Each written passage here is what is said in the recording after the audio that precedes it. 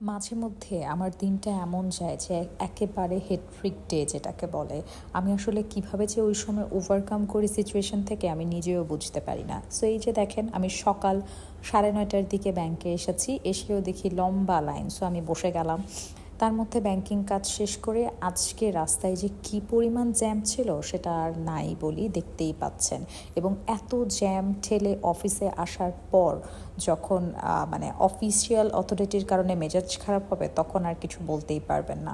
So এখন আমি যাচ্ছিলাম মেট্রোর উদ্দেশ্যে। আমি ভাবলাম যে অনেক দিন মেট্রোতে ট্রাভেল করা হচ্ছে না, মেট্রোতে ট্রাভেল করলে অ্যাটলিস্ট আমি অফিসের কাছাকাছি গিয়ে পৌঁছাতে পারবো, এর জন্যই রিক্সাটা নেয়া।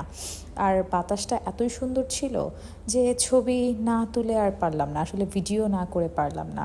তো এখন যাচ্ছি মেট্রো স্টেশনে 2 মিনিটের মেট্রোর ওয়েট করছিলাম। অবশেষে যখন মেট্রো আসলো তখন মনে হচ্ছিল যে আমার প্রাণ আমি ফিরে পেলাম, বিকজ আমি অফিসের কাছাকাছি যেতে পেরেছি।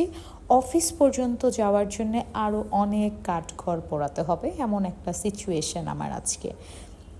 এনিওয়েজ, সো এখন মেট্রোতে উঠলাম এবং আমার একটা ব্যাপার খুব ভালো লাগে যে এই যে হযবরলর একটা সিচুয়েশনে তবুও যে যার মতো কাজ করছে। আর আমার অফিস যাওয়ার রেগুলার পথ হচ্ছে এই সেই কারণ বাজার, যেখানে আসলে আমার মনে হয় যে আমি তৃতীয় বিশ্বযুদ্ধ জয় করে ফেলছি এরকম। মানে এখান থেকে যখন আমি অফিসে পৌঁছাই এবং এই জায়গা কাটিয়ে যখন আমি বাসায় যাই, আমার কাছে মনে হয় আমি বিশ্বযুদ্ধ জয় করে ফেলেছি।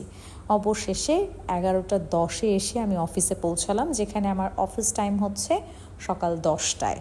কিছুই বলার নাই, জীবনটা পুরোই বেদনাদায়ক। আসার পরে ভাবলাম যে বকা খাবো, এমন একটা সিচুয়েশন ক্রিয়েট হয়ে গেছে, নিঃসন্দেহে বকা খাবো, বাট বকা খাইনি। এর মধ্যে আমার ফ্রেন্ড বলল লাঞ্চ টাইম, চলে আয় অফিসে, একটু গরুর মাংস দিয়ে ভাত খেয়ে যা। যে কথা সেই কাজ, এটা কি আর নিষেধ দেওয়া যায়? যেহেতু বাঙালি, গরুর মাংস আর করলা ভাজি খেতে মনে হচ্ছিল যে আমি অমৃত খাচ্ছি। মানে গরুর মাংসের উপরে আর কোনো কিছু হয় না। আর আমি ভাই হাত দিয়েই খাই, গপ গপ করে খাই। অনেকে যারা চামচ দিয়ে খান তারা প্লিজ আমাকে কমেন্ট করবেন না, বিকজ আমি ভাই ভাতে মাছে বাঙালি, আমার এভাবেই খেতে ভালো লাগে।